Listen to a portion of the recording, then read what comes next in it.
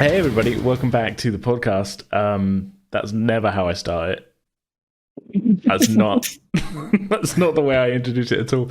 Today we're playing yet another new game, a new one-shot as part of our pilot season series.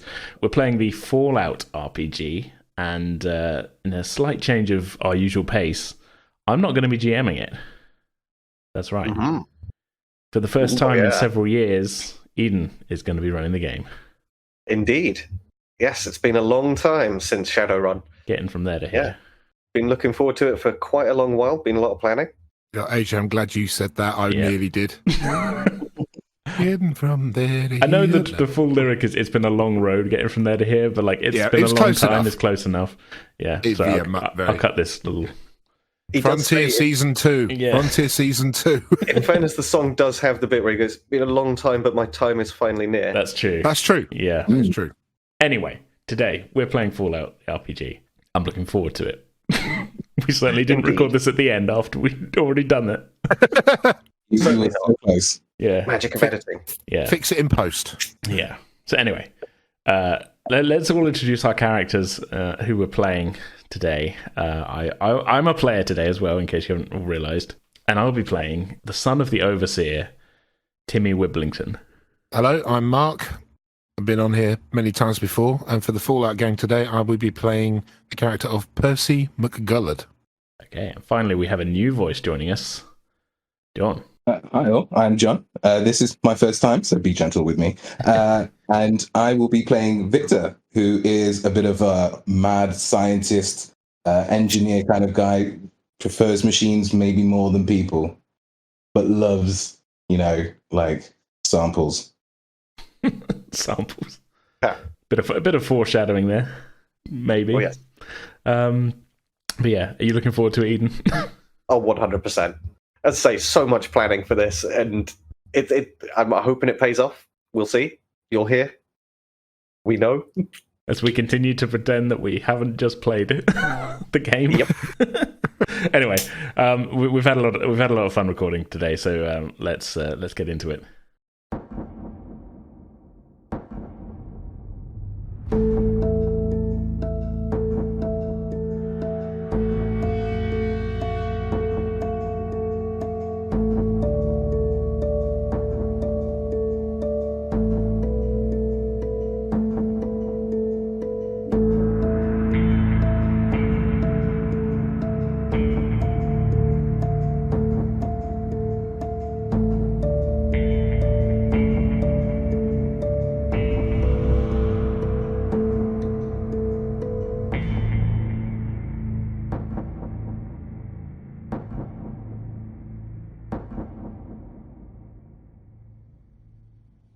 We start in the early hours of the morning. All three of you have been given express orders the night before through an intercom system in the Vault Theta, where you all dwell deep underwater, under the pier at the end of... Oh, why is immediately the name of the place evading me? Remind me, AJ, sorry. Twynham-on-Sea. Oh my God. Irrespective, you are each woken and make your way to the Overseer's office. You have been given the task of arriving bright and early before anybody else is awake. It's 5 a.m. Most of the Vault is still in bed. Those that aren't are at their stations doing their work. And you quietly, each of you, make your way through the corridors to the Overseer's office. The corridors are damp, dripping. There is the smell of salt in the air, though you probably can't tell that anymore because it's been around you for your entire lives. But what's clear is that the place is wet inside, and it's not a good sign because, well, it's meant to be airtight. Who do you think would have gotten up and made their way to the Overseer first? I think maybe, as I asked that question, I think Timmy would be the closest as the person that, he is the Overseer's son. So how do you want to approach the Overseer after you've left your abode? He left earlier than you. Daddy's been out at work for a little while, as far as you're aware. I think, I've been thinking about how my character sort of sees his father and that I think with a little bit of awe and a little bit of sort of, I'm thinking kind of upper class British detachedness sort of thing. Mm-hmm. It's not a particularly warm relationship, so I'm going to knock on the door formally. you hear your father's rather tired-sounding voice. Yes, who is it? Father, it is I, Timmy Wiblington, your son. Oh, yes, son, come on in. Good. As you enter the room, he is sat behind an overseer's desk. He is a man with a thick handlebar mustache. It's a little bit twisted up on the edges. He's looking disheveled and sweaty. He's clearly not been sleeping properly recently, and he's got one hand resting against his forehead as he pores over something in front of him, some text on some paper. And he looks up, doesn't raise his head, but looks up with his eyes and just goes, "Take a seat, the rest will be here soon." Yes, Father. I sit down in a chair. And keep quiet, I've got work to do. I keep quiet. So who's going to arrive next? Percy, that's me. Taking his time walking down the corridor, not in any rush. I'm just thinking to myself, unusual for me to get the overseer's attention for anything. Well, I better see what it's about. And Did you close the door behind you? I would assume they sort of close. Yeah, I would have closed it behind me, I think. Yeah, they're Right. standard vault doors. As much as he pressed the button to let himself in, yeah, automatic closes behind. Right, so I do the thing of doing a knock on the door and then hitting the button to open it. So I'm asking for permission to come in, but I'm coming in anyway. So as the door's opening, you're hearing the overseer going, "Yes!" And his eyes have shot up to the door at the sound of it opening, and he's narrowed them slightly as he sees you enter. "Ah, Percy McGullard, yes, of course. Good to see you. Take a seat over there next to my son." Yes, overseer, certainly. Walk over and I say, "Oh, good morning, Timmy. How are you doing?" I just sort of nod. I'm a little bit worried about what Father's wrath will be. You entered without waiting for permission. This will. I'm trying to look small and not like an easy target. The overseer's eyes shoot at you. He knows he's told you to be quiet, and this is a test of sorts, and you're passing it, but those narrow eyes are on you as you're being asked questions. I'm not opening my mouth at all. I am sitting there quietly. If anything, I'm not making eye contact with Percy. Do I have a sense of what's happening between the two of them? That's up to you to some extent. Do you think your character is a socially perceptive person, insofar as would you potentially have even done this intentionally, knowing that might be the circumstance? I'll let you decide on that angle. I don't think I would have known that. I don't think I'd have known that Timmy was scared of or his father or things he says. For my part, I'm just asking him. I'm just greeting him and saying, "How are you?" Asking you how you are. Okay. Can I? Do I notice that Timmy is looking a bit fearful? Shall we say? No more so than usual. I think nervous disposition might be just the general par for the course for him. Okay, so it's just sort of it's general everyday Timmy, and he's not touching cloth with fear at the moment. I'd say no more so than usual, but I think he might always be. But that's, again, AJ, you tell me. Is he a particularly, is he always nervous? What's his demeanor generally? I feel like I'm most nervous when it comes to dealing with my father. I think I can be fairly friendly otherwise, but it's very much like I'm quite afraid of my father's, discipline and such, and very much grew up in a there to be seen but definitely not heard sort of growing up thing. Okay, so the overseer, staring at his son, sees the tension that's being created by this Percy coming in and asking questions, and he interjects and says, "Percy, we're not here for a conversation with my son. Take a seat." Yes, sorry, overseer. Good. Where's Victor? How is dawdling? Okay, so my character is shitting himself because he's kind of someone that does experiments in the wee small hours in various locations around the vault. He's worried that the overseer has found some of his various experiments and is now going to give him an absolute shit kicking. So my character has just been running around trying to like clear up any obvious signs of what I've been doing, and now I'm racing to the overseer's office. So I'm a little out of breath, and I knock on the door. That must be him now. Yes, Victor, come in. Oh, okay. Overseer, before you say anything, I am completely innocent. Why is everyone else here? Hey, Victor, just take a seat. I'll explain everything. Calm yourself down. I can see you've been running around like a blue-assed fly.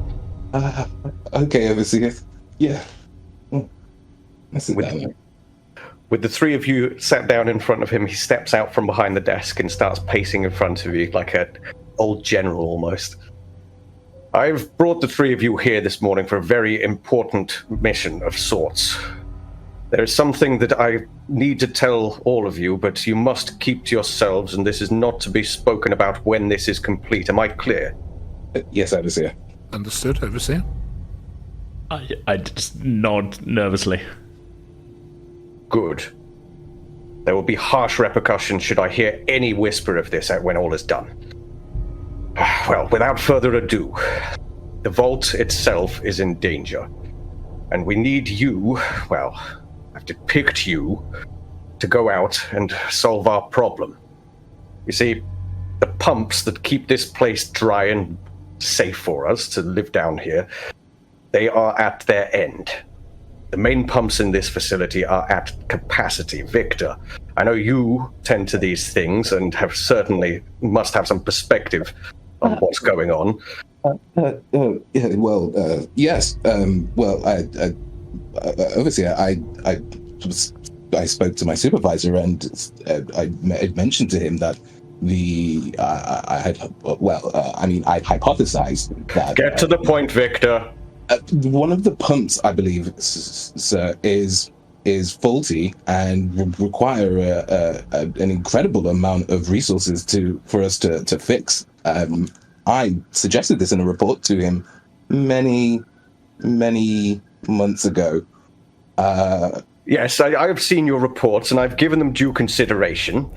And that's why you're here. As you say, a great deal of resources required to repair those things, and that is beyond us. There is nothing spare in here, as well you know. And he narrows eyes. As well you know, Victor. Yes. As well I know. And we notice when things go missing, don't we, Victor? Yes, Overseer. We notice. Oh, shit. So, on the basis that we have no means of fixing the pumps, I have gone into the database provided to us by Vault Tech when this place was built. And there is a contingency that has been unveiled to me. But it lies outside of the vault. And, well, and he pauses for a second. You can see that there's calculation in his mind of how he's going to say this.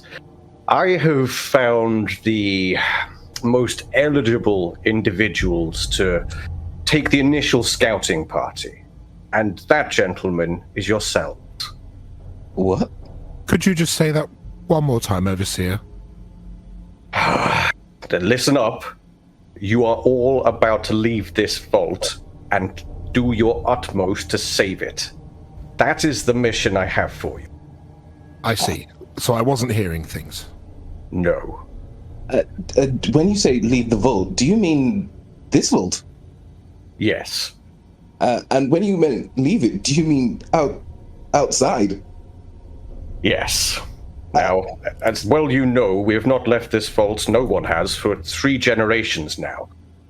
And as much as we have a view on the outside through the periscopes and the few viewing devices that are still operative, we have never been out there.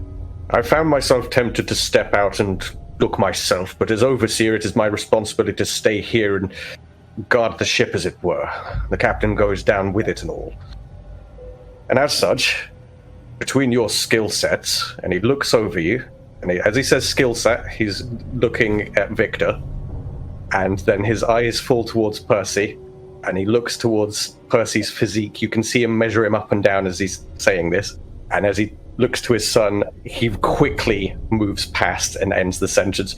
With regard to your skill sets, yes, I thought you were the best for the job, and of course, we need representative from the Overseer class, so my son here will be joining you.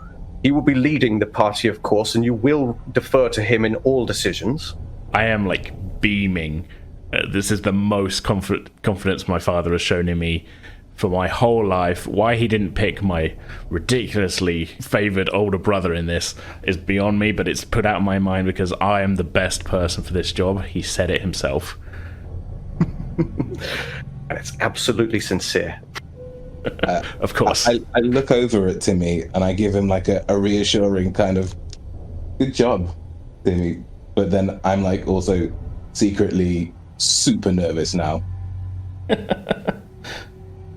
Now, Victor, you being the engineer here, I'm expecting you to be able to bring a secondary set of pumps online. They are located at a nearby ballroom at the end of the pier. Now, I understand that some of the terms that I'm about to use may be unfamiliar. I know that the pier itself is something we refer to occasionally as where we're located. It is the structure upon which this vault is built, or, well, the structure which is built upon this vault, more so. At the end of this pier are some buildings. One of them is a ballroom, what was once known as a ballroom, a place where people would dance and spend the night carousing and such. And within that place, in the basement, is a failsafe device that Vault-Tec had placed. Local enough that we should be able to get to it, but away from the vault so that it could be kept safe in case of contingencies. That is your objective. Percy, I note that you train on the regular, and that I've seen you working on your marksmanship, so I will be trusting you with the defense of this group. Percy just sort of suddenly bolt upright and is sort of flattered by the responsibility, but also slightly nervous because, defense in the vault's one thing, but defense in the unknown up on the surface is completely different kettle of fish. So just says, yes, of course, Overseer. I will do my utmost to defend the group should the need arise. Glad to hear it. Stiff upper lip and all that. Rest assured, I have equipment that will assist you in this, which I will dole out to you in a moment. And of course, Timmy, I expect you to be doing your utmost for the vault. This is where you prove yourself as one of the overseers. I will not let you down, Father. See that you don't again. Well, without further ado, let me give you what I have. We don't have much in terms of weaponry or anything like that down here. We certainly weren't bracing ourselves for a fight. What I do have for you is this one electrified baton, which I will allow you to pass out to whoever feels they're most effective with it. And for you, Percy, I have a Walther PPK. This has been a family heirloom since we entered the vault itself, and I have 8 rounds for you. So, be sparing. He passes these over to you. I put my hands out, and I take the Walter and the ammo. The ammo, is it in a clip? Is it in a clip or is it in an ammo box? It's a clip. It's loaded. The gun is fully loaded. Right, okay, so it's already preloaded. Safety catch? Yep, safety's on. Good. So I take it and I say, thank you, Overseer. I will use them sparingly. Now, are there any questions before I send you out there? I appreciate that this is all in haste, but needs must. The pumps are rapidly failing. Overseer. Oh, sorry. Now? Yes, now, Victor. Do you have a problem with that? I was hoping that maybe it would be frugal of me to possibly go back to my room to pick up a few bits and pieces. What kind of bits and pieces do you need? I could certainly provide more if you need things for the mission, but what do you have in mind? You know what? It actually doesn't matter. But can I just ask that nobody, go into my room while I'm away? You can ask it. then never mind. We'll see, based on the success of this mission, how much of a conversation has to be had when all is done. Fair enough, Overseer. Thank you very much for this opportunity. Never let it be said that I'm not a fair man. Overseer, I do have a question. Yes? The surface where we're going, I mean, obviously we're down here protected from, what was the big one. But in terms of conditions up there, what should we expect when we go topside? Well, a majority of what we can see through the periscopes is ruined buildings, architecture. There is the ruins of the local fair nearby to the ballroom itself. Although, unfortunately, most of the time weather conditions simply don't allow us to see that far, as well you know. So on the clearest days, I don't know if any of you three have seen it. Perhaps I have more time myself for simply observing. But I've certainly seen movement. Though I couldn't make out exactly what, whether it was animals or if there was... I can't imagine that there's people out there. Father, if we are to run into any other people, well, you're probably right. There won't be any people out there. But what should we do? Well, I'll leave it to your discretion and leadership. But I think the most important thing is to make sure that this place is not revealed. Your mission is paramount and secret. Whether anybody knows we're even here is questionable. I have my doubts, given we're out of sight. But I can't help but to think that anybody out there would be desperate enough to try and get in here if they found out. So keep quiet. Mum's the word. Oh. Yes, your mother. Well, I'm sorry. I didn't mean to bring her up. It's fine.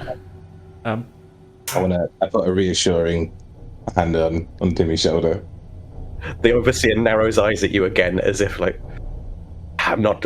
you can see he doesn't approve of your, liking his son and having a friendship with him. You're the wrong type. I look away. Well then, if that's all the questions, anything else that I can provide you with, information-wise? I could probably try and find a little more equipment if anything specific in mind, but things are limited down here. So I did want to carry some flares, some homemade flares that I'd made, and a pair of my character would be wearing them, a pair of goggles that are good enough to block out the flare. Okay. Is that something that I'd be allowed? I'm trying to think justifiable-wise, why would you have the flares on you right now? Because you didn't know what you were coming in for. I didn't know that's the thing that I wanted to get from the from my room before we left.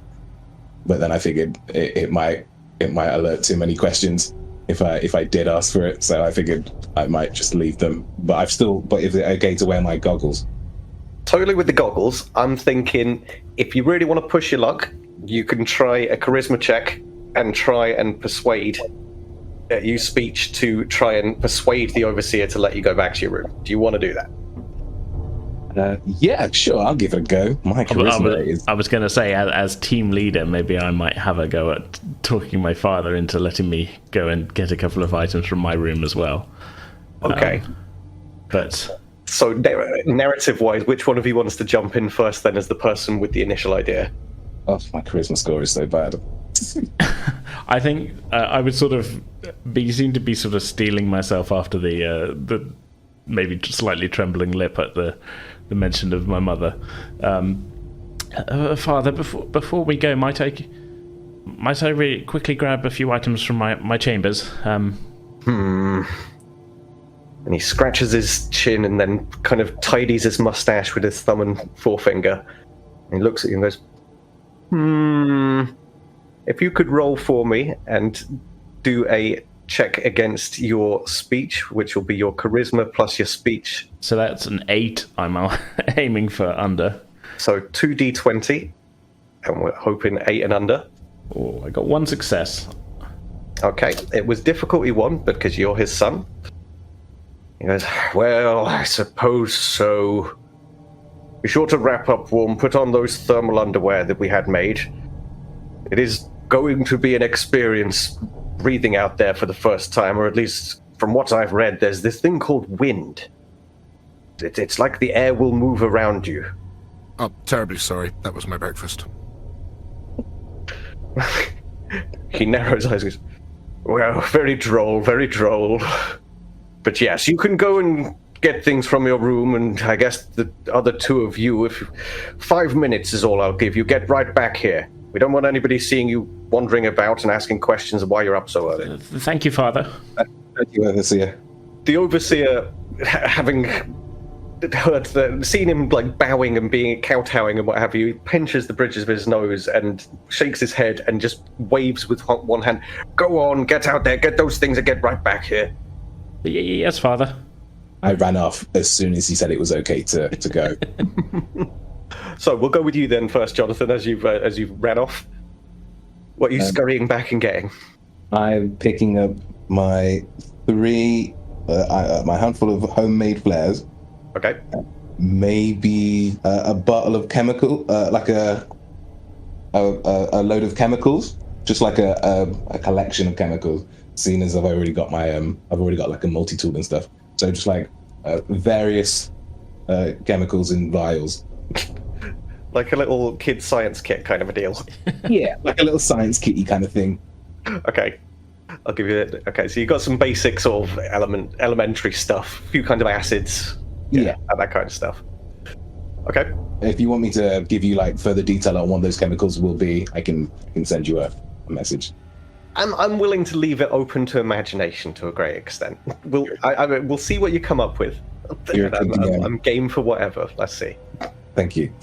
You're such a benevolent DM. Thank you. Give him time, John. Give him time.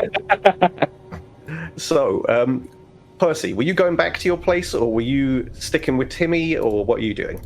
I'm probably walking the corridor with Timmy, because I haven't followed Victor. Mm-hmm. So I imagine Percy will catch up to Timmy and say, everything all right, Timmy? Yes, just excited, that's all. It's none of my business, but are things usually that difficult between you and your dad? I don't know what you mean. It just seems like he puts the fear of God into you, that's all. Well, that's normal, isn't it? You got to respect one's elders. True. Can I have caught up with them by this time? I think your room is away from Timmy's in particular, because you're off in the engineering quarter area and Timmy's off in the overseer's office, which is kind of very close, not in the office itself, but close to the overseer's office. So I think they're going to need to get there first, and then you can catch up. So, yeah. So I say, yeah, that's true. You do have to respect your elders, but... never mind, forget I said anything. As long as you're all right. Yes, well, thank you for your concern. Perfectly fine. Good. With any luck, you're fine, and I'm fine, and Victor is, well, Victor, as Victor as he can be, as far as I know him, which isn't a lot. We should be fine. With your leadership, we should be home in time for dinner. Yes, this is a chance for me to finally show Father what I'm made of. So, are you actually getting anything from the room, or was this all subterfuge? I have some things I want to get. What you got in mind? So, Percy, I say, just be a moment, Percy. Please wait out here. I'll close the door behind me. I will pull out a photo of my mother, put it in a pocket. I have a fairly well-worn old copy of Twynham-on-Sea, A Tourist's Guide, which is from before the big one that I've been thumbing through my whole life, and I will put that in my pocket as well. I will consider picking up my teddy bear, but I would think it's probably best he stays here. We wouldn't want to get him into trouble. And then I will pick up my dream journal as well. So, out of character, what's the name of the teddy bear, AJ? Winston. Winston Wiblington. Yeah, the third. The third? Ooh. Yes. Okay. So with those items gathered, as you exit your room, that's when Victor is kind of wandering in that direction and spots Percy in the corridor first. Okay. I got what I needed. Ready. Well, can't believe it. We're going outside, you know? It's gonna be there, you know? I guess let's go, you know? Didn't Father want us to return to him quickly? Oh, right, yeah, sure, we should totally do that. Man, Timmy, your father is... The Overseer. Yes, the Overseer. And then I follow behind them and back into the Overseer's office. As you enter the Overseer's office, he's back behind the desk and he looks up and looks at his watch, in fact. He goes, that was 7 minutes. This doesn't bode well. I'm so sorry, Father. Yes. Well, double time once you're out that door. Okay. Right. Make sure he looks at the door to his room and presses a button on his desk, and you hear like a thunking noise as that door locks. Okay, I've never actually done this, so let's give this a go. Gets up. Behind him is a big bookshelf, and he slides one of the books to the side, and there's a keyhole behind that set of books. Pops in a complicated-looking key, turns it, and you hear some very loud creaking and screeching, loud enough that this is definitely going to have resonated through the entire vault. And you can see a brief flash of panic on the Overseer's face. Shut up! Shut up! God, shut up! And slowly, the bookcase separates and opens up, and an elevator door opens up in front of you, wide enough for at least 2 people to walk through. Just out of interest, what was the book? I'm trying to think if it's old enough. I want to say The Lion, the Witch, and the Wardrobe. Yeah. Yeah.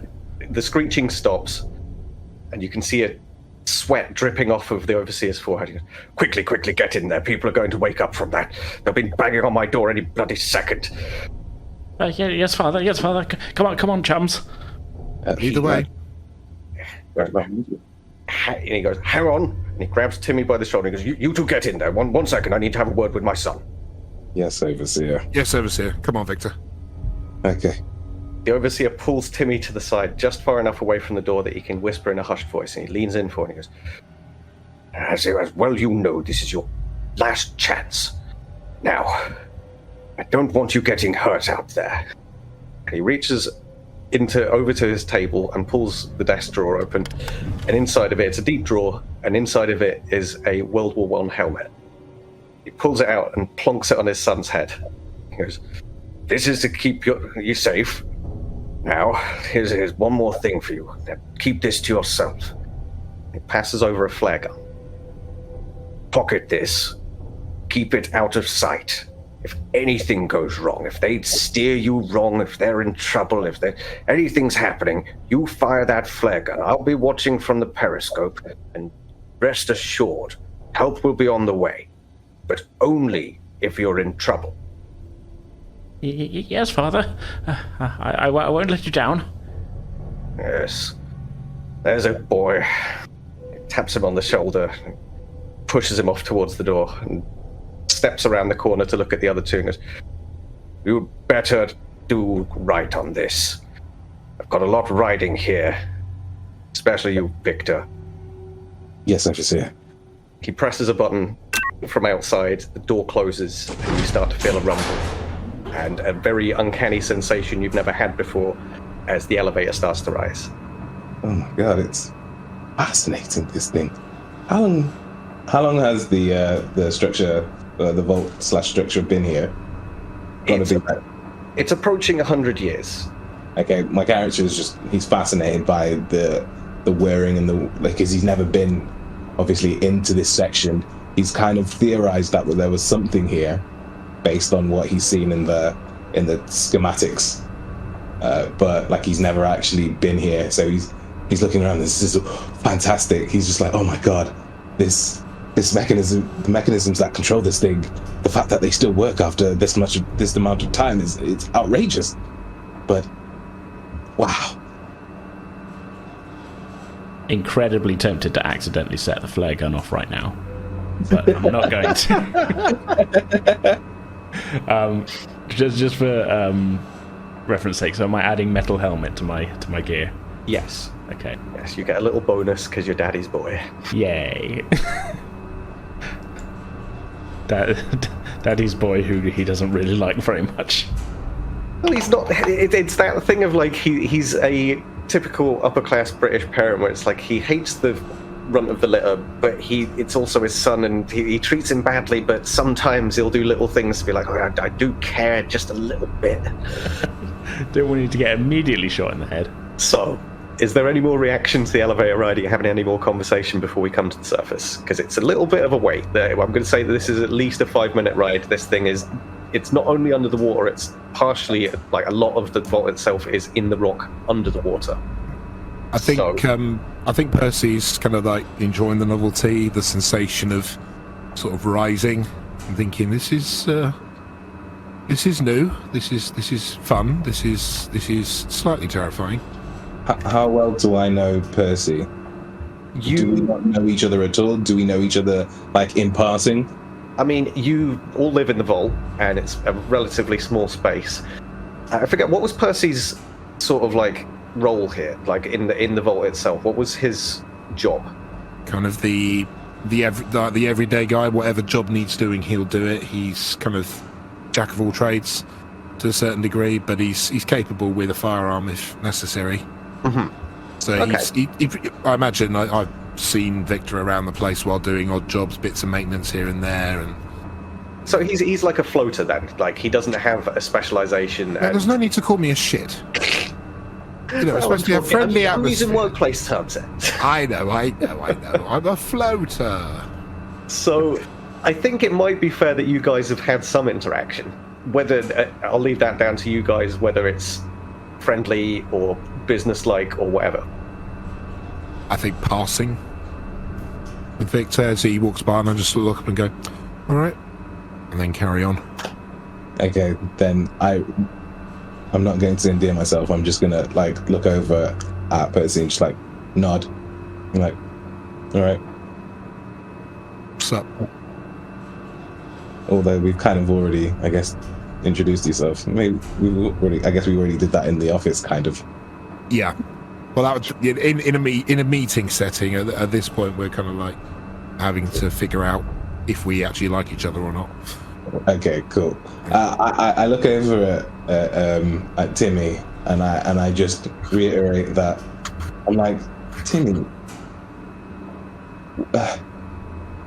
Dad, he's not a curious guy, is he, by any chance? Like, he's not gonna, go into that sector where I've been doing my experiments, right? Like, he doesn't know. Oh, no, he doesn't leave our office. He'll probably send Jenkins to go. Shit. I'm aware of Jenkins, I guess. I think. Yes, Jenkins is the second in command, let's say, and very much a toady. The hands of the Overseer, where the Overseer is the eyes. Okay, well, I hope Jenkins doesn't find himself in that tub that I have, because that is a large vat of sulfuric acid. Oh, that's... yes, I hope he doesn't find himself with that either. I'm promising to teach me how to play cards. Well, he better not put his hand in it. Hand of cards. Yeah, very good, Victor. At that moment, as you say those words, you feel like a clunk and a thud. That strange sensation of being pushed into the ground a little bit stops, and the doors start to once again screech very loudly, and the elevator doors in front of you open. You can see the second set in front of it, like the protective barrier, let's say, that is slowly grinding open, and bright daylight floods in. What is that? I'm going to put my goggles down. I put a hand up to my head and try and shield my eyes. You are all certainly dazzled for a moment.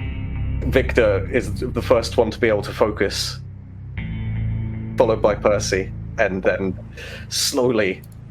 I think it's I like the idea that Timmy's helmet's maybe fallen down over his eyes a little bit at this moment and has helped, perhaps.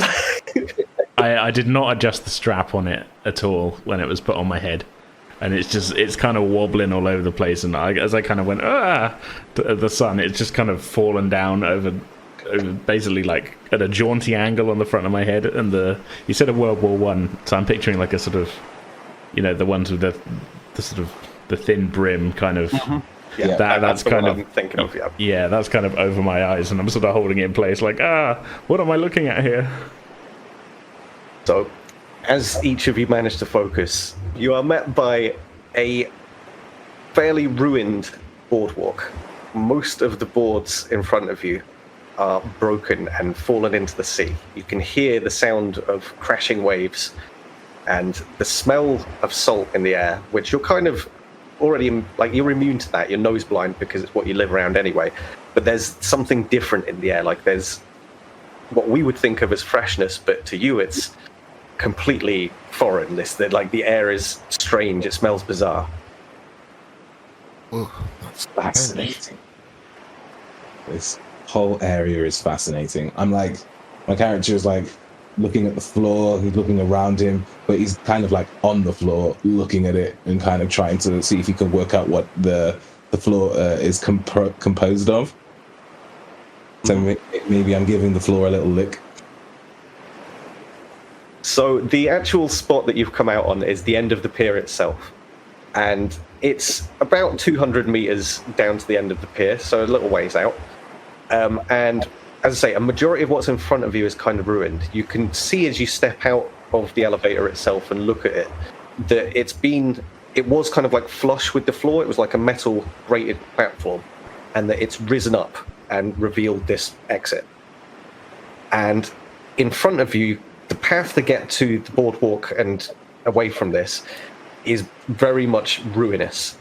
Through the center of it is what was once a very thin line of kind of stalls.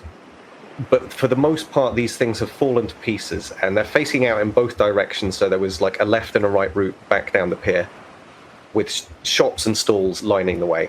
But each of these is falling to pieces. And as said, the floor in front of a lot of them is falling to pieces. Most of it looks like it's eroded. It's just not there. I think I would like each of you to do in fact, it doesn't really fit the system, but I want to do some kind of perception check here. So I'm trying to think of how to apply this. We've got perception as just a general attribute. Yeah. If you want us to get a sort of general perception check, I would go perception survival personally, but that's... Yep, I think that's a good call. So we'll go for a perception survival check. Yeah. This is difficulty 1, by the way. Okay. So my perception, which is 7, plus my survival, which is 3. I have to get less than 10, right? Yeah. Mm-hmm. I'm aiming for less than 7 myself, so... Oof. Oh, shit. Okay, I got no successes. I got a 5 and a 2, so yes. Does that work? Both okay. 2 successes there. So Percy and Timmy are kind of squinting out and are struggling to see like a clear route out from here. Because of the goggles, mostly, Victor has managed to sort of like look at the area, and because he's a very intelligent man, has plotted a route through most of this ruin. He can see that, yes, a lot of it is broken down and there's not really a good way forward, but he can definitely figure out a route here, and that maybe a few planks here could be moved. You could make a little balancing beam to go across there, that kind of stuff. And yeah, you've got that information now. Right. So if I wanted to put some of the planks together and kind of fashion something. Fuck. I knew I should have got some rope as well while I was back in my room. Damn it. All right. How can I get us across here? Is there enough loose material for me to kind of fashion something across, do you reckon? Yeah, as said, I think that like you could move a few boards, mostly just balancing them in places. You're not necessarily needing to like stick anything together or anything like that. Right. Okay. Cool. All right. So yeah, I go, guys. I think we can go, and then I point over at through the debris and at the path ahead, and then I say we need to clear some of this stuff up first, though. Before we go anywhere, can we see? What can we actually see other than the pier? Like, have we got a view of the coastline? It is still early in the morning, and it is fairly chilly. There is a lot of mist kind of covering the area. It's just at the point where the sun has risen, but it's not completely cleared everything. So you can kind of see just about the end of the pier itself at this point. Okay, but not much else. No. All right. Where you're stood, and because of the way that everything's broken down, you can see the sea beneath you in certain locations. You can see the water moving, you can see the beach, and the beach itself is strewn with bits of rubble. There are scorch marks in a few places, and there's also large swaths of seaweed. You don't know that it's excessive, but to our eyes, it would be a very large amount of seaweed has sort of crept up from a certain part of the beach and is making its way onto land. Right.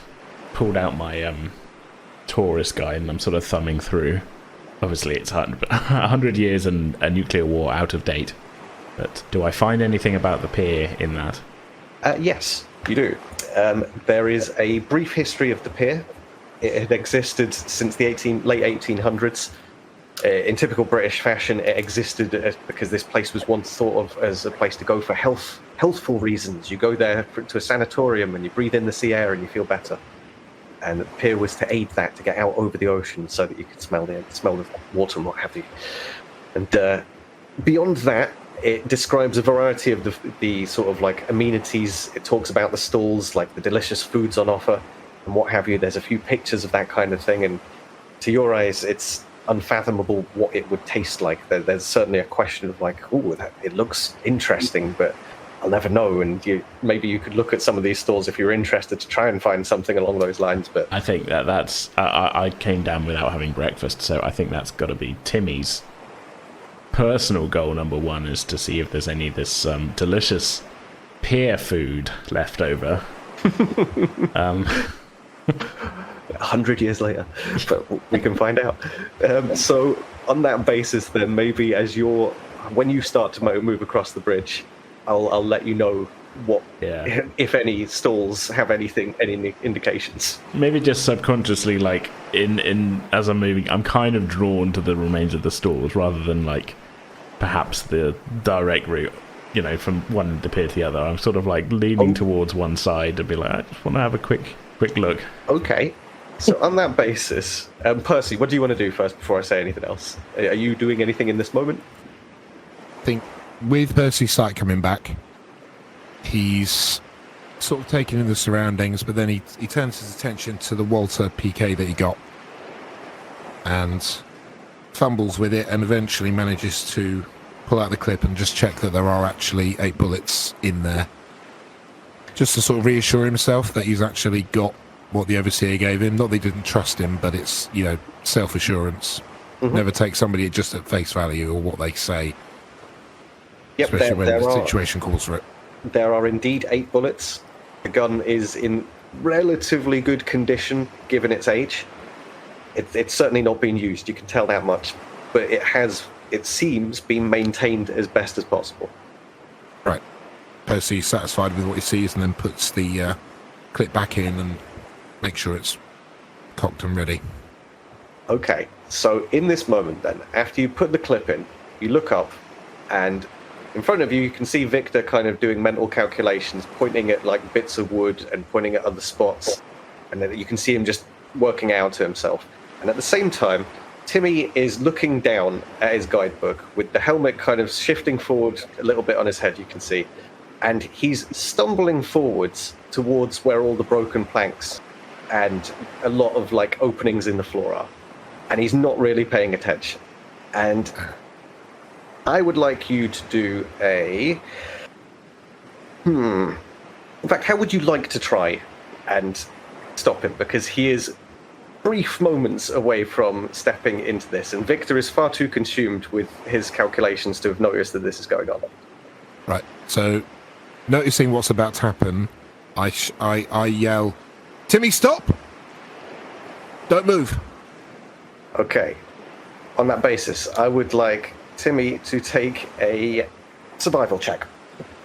Perception and survival. This is your sense of preservation and ability to pay attention to your surroundings. Another 7 that I'm aiming for here. 0 successes. Yeah. Okay. Kaiser. Right. Timmy takes a step forwards, and his foot falls straight through the floor. Whoa! He stumbles forwards. The guidebook flies forwards out of his hand and clatters onto a nearby bit of wood. It thankfully doesn't go into the sea, but it's out ahead of you on a little bit of broken down platform.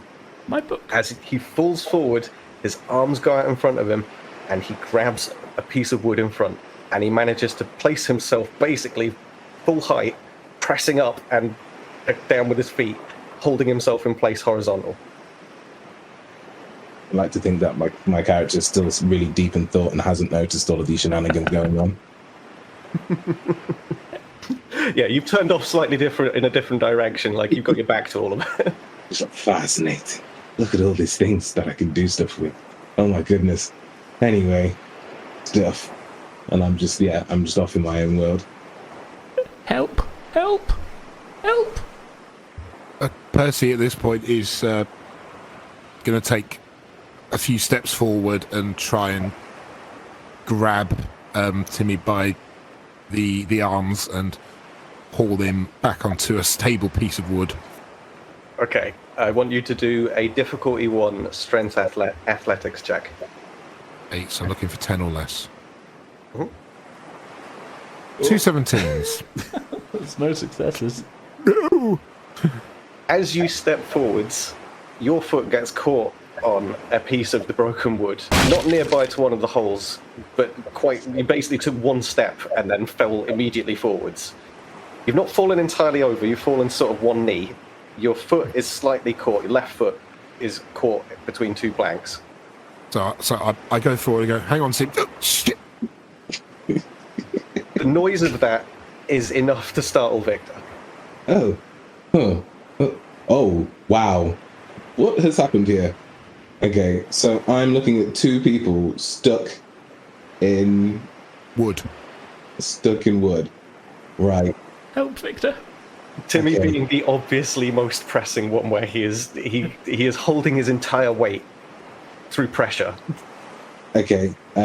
I will race. Well, not. I want to slowly looking at. So I looked over at my surroundings, and I'm going to slowly reach out and kind of help Timmy back up.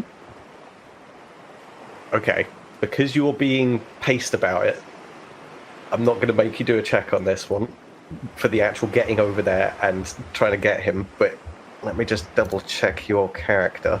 You are not a particularly strong person. Now, because this is life and death to some extent, I think we can do a combined check here. I don't want to steer you too much, but this might be a lucky opportunity, AJ. Sure, yeah, why not? I'll use one of my luck points. So, how do you want to use it? Because we've got a few different purposes for the luck points themselves, and for the sake of you guys, the rest of you, because he's got 10 luck, he's got 10 luck points to spend across the course of this. You guys have also got luck. You've got luck based on how many points are in that stat. So, John, you've got 4. Mark, you've got 4 as well. So, do you want to use luck of the draw to get, this probably isn't the one, but a helpful fact, background information, or a password or something like that? Do you want to stack the deck and use 1 point of luck to instead use luck as the main skill to pass the check? Do you want to use lucky timing to act immediately? That won't really work. Or do you want to have a reroll on something, potentially, for 1 point of luck? I think maybe stack the deck, because that then gives me a 10 as my base skill. But it does depend what we're doing. So, we're going to do a combined check between the two of you. And You're both going to roll your strength athletics. Okay. Although, obviously, in your case, AJ, it's going to be with luck. So you've got 10 luck for that. So that's going to be, hopefully, in your favour. 13 is better than 8. I need to get a 4. And I'm going to say that Timmy's not actually that heavy of a guy. Would that be fair to say? Yeah, I think that's fair to say. So it's going to be a difficulty one, because as much as you're not strong, Victor, he is pretty scrawny as well. And, like, your weight isn't... Like, his weight isn't going to pull you off the side so much. So that's not an issue. Okay. And that's no successes. You can use more luck to try and take this further if you want to add another die. I'm going to re-roll. Yeah, I'm going to use another point. I'm going to re-roll. Is it just re-roll? I got 1 success. Yeah. Aha. Okay. So. Maybe I won't re-roll then. What happens then is Victor grabs Timmy's wrist. And it's a firm grip. Ow! From working with all those tools, he's got a strong hand. And he clings onto you, and Timmy immediately panics and starts flailing. Victor pulls him up, manages to sort of like use his own weight as counterbalance. Like, again, thinking about this, he sort of falls backwards, pulls him up, brings him back up to the surface, and you've saved the day. Victor. Oh, shit. What? I was gonna. What happened here? What? Ah, right. And then I look over at Percy, and we're like, let's go help Percy. In the meantime, Percy, you're trying to get your foot out. So let's see if you have just about done that by the time they get there. So let's try a strength athletics check. You're going to try and muscle one of the boards on your feet to sort of like pull it away. Okie dokie. 9, 1 success. That's all you need, because it's weak board. The thing starts to splinter and pull away, and like it's almost soft to the touch. You can sort of like really, it's unpleasant.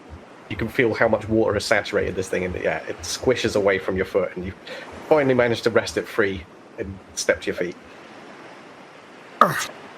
That was annoying. Well done, Victor. Timmy, maybe don't put your nose deep into a book when you're walking on treacherous ground. I would concur with that suggestion. Well, where's my book? My book! I turn around looking to see where my book landed. It's all right. It's over there, but grab it carefully. It's going to be on the path that Victor has figured out. Okay. So, as you... Are you happy to start moving down the pier at this point? Yeah, I think we can move safely. Okay. Well, I want to move safely. Yes, yeah. And Victor's certainly figured out the route on that front. So he leads the way and points you through, and as I said, like, guides you through moving a few planks here and there and what have you. You grab the book back. It's scuffed a little bit, and one of the pages got torn a bit. Oh, no. But it's still readable. I sort of try and put the book back together and just make sure the page isn't going to fall out. So who wants to hear about this pier? Silence. The wind blows.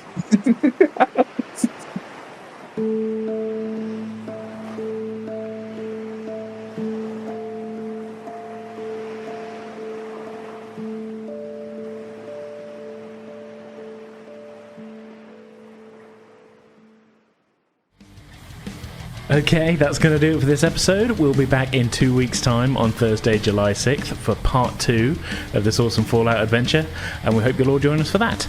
In the meantime, you can find links to all of our online presences at pretendingwithdice.com. That's our Discord server, our Ko-Fi page, our merch store, and much, much more. So yeah, for now, that's our show. We hope you all enjoyed it. We'll see you next time.